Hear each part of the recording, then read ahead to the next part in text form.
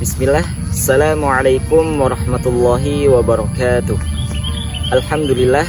Alhamdulillahi rabbil alamin. Assalatu wassalamu ala asrafil anbiya'i wal mursalin wa ala alihi wa sahbihi ajma'in, amma ba'd. Selamat pagi, selamat siang, selamat sore, dan selamat malam teman-teman semuanya. Pertama-tama marilah kita bersyukur pada Allah Subhanahu wa taala karena sudah diberikan berbagai macam nikmat. Nikmat yang begitu banyak tanpa mampu kita menghitungnya dengan jari. Mata sehingga kita dapat melihat, telinga sehingga kita dapat mendengar, mulut sehingga kita dapat berbicara, kaki, tangan sehingga kita dapat beraktivitas kesana kemari.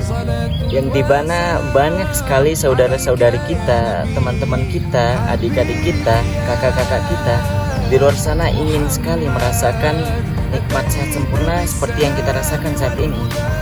Ada yang merasakan, mohon maaf, ada yang tidak bisa melihat, ada yang tidak bisa mendengar, ada yang tidak bisa berbicara, ada yang tidak bisa berjalan.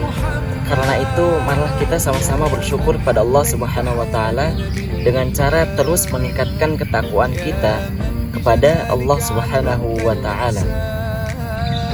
Kedua kalinya tidak lupa kita haturkan salawat beserta salam kita kepada junjungan alam Nabi besar Muhammad sallallahu alaihi wasallam. Nabi yang begitu agung, Nabi yang begitu tampan dan rupawan melebihi daripada artis-artis saat ini, artis-artis Korea, artis-artis manapun itu. Nabi yang begitu mulia akhlaknya, Nabi yang sudah membawa kita dari zaman kegelapan, zaman jahiliyah, zaman yang begitu jahil, hingga zaman yang terang benderang, zaman yang penuh dengan kedamaian seperti saat ini yang sudah kita rasakan. Semoga kelak kita mendapatkan syafaat dari Rasulullah Sallallahu Alaihi Wasallam. Amin, amin ya rabbal alamin. Teman-teman yang dimuliakan oleh Allah Subhanahu Wa Taala, pada kesempatan kali ini saya akan sedikit membagikan beberapa tips pengelolaan masjid, bagaimana bisa menjadikan masjid sebagai tempat tongkrongan ternyaman khususnya untuk para remaja-remaja. Karena pada umumnya pada saat ini remaja-remaja cenderung lebih nyaman apabila mereka berada atau nongkrong di kafe-kafe, pedagang-pedagang pinggir jalan seperti kaki lima. Ya, tempat-tempat yang mereka merasa kalau mereka itu diterima dengan baik. Karena itu saya ingin memberitahu kepada teman-teman semua bahwa masjid juga bisa digunakan sebagai tempat tongkrongan yang cukup nyaman atau bahkan sangat-sangat nyaman untuk teman-teman semua.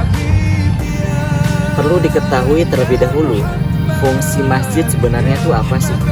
Apa cuman sebagai sarana tempat beribadah sholat saja?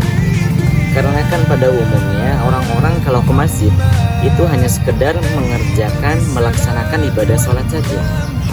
Jadi sebenarnya fungsi masjid itu tidak untuk melaksanakan ibadah sholat saja.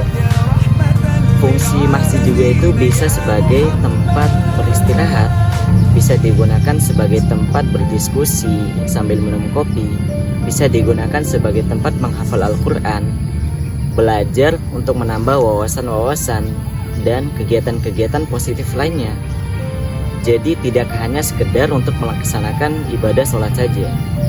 Maka pertanyaan selanjutnya adalah, why young people are not comfortable in the masjid? Kenapa sih anak muda pada saat ini mereka lebih nyaman apabila berada di luar atau tempat-tempat di luar, pinggir-pinggir jalan, kafe-kafe di luar sana? Pertanyaan inilah yang akan sama-sama kita kupas pada kesempatan kali ini. Jadi ada beberapa tips agar para remaja itu bisa nyaman apabila mereka berada di masjid. Nah, yang pertama yaitu budaya ramah di masjid. Nah, ini sangatlah penting karena apabila ada orang-orang masuk di masjid tapi tidak ada sambutan dari orang-orang yang berada di masjid atau pengurus masjid, sambutan seperti apa? Ya minimal seperti sapa, menyapa, yaitu memberikan senyuman. Apalagi ada anak-anak muda yang masuk masjid tapi tidak dihiraukan atau diabaikan, merasa dicuekin. Jadi mereka juga akan merasa tidak nyaman atau tidak diterima di tempat masjid tersebut. Kemudian yaitu yang kedua, dukung remaja-remaja masjid untuk menjadi relawan. Remaja agar aktif di masjid, yaitu dukung semua kegiatan-kegiatan mereka. Ide-ide mereka ditampung terlebih dahulu, kemudian tetap bimbing mereka dalam melakukan semua kegiatan-kegiatan yang mereka buat. Kemudian yang ketiga adalah memilih para remaja untuk menjadi pengurus masjid. Memilih para remaja untuk menjadi kepengurusan masjid atau struktur masjid, hal ini juga penting karena akan terlihat bahwa pengurus masjid itu peduli terhadap kontribusi para remaja-remaja atau anak-anak muda sekarang. Kemudian yang keempat adalah percayakan anak-anak muda atau remaja untuk menjadi imam-imam masjid atau para khotib. Ya mungkin pertama imam-imam masjid terlebih dahulu. Karena jika kita percayakan kepada anak-anak muda, maka rasa percaya diri mereka juga akan timbul. Tapi sebelum mereka dipilih untuk menjadi imam-imam masjid, maka perlu dibimbing terlebih dahulu seperti bacaan Al-Qur'annya, ilmu-ilmu fikih atau ilmu-ilmu tentang sholat.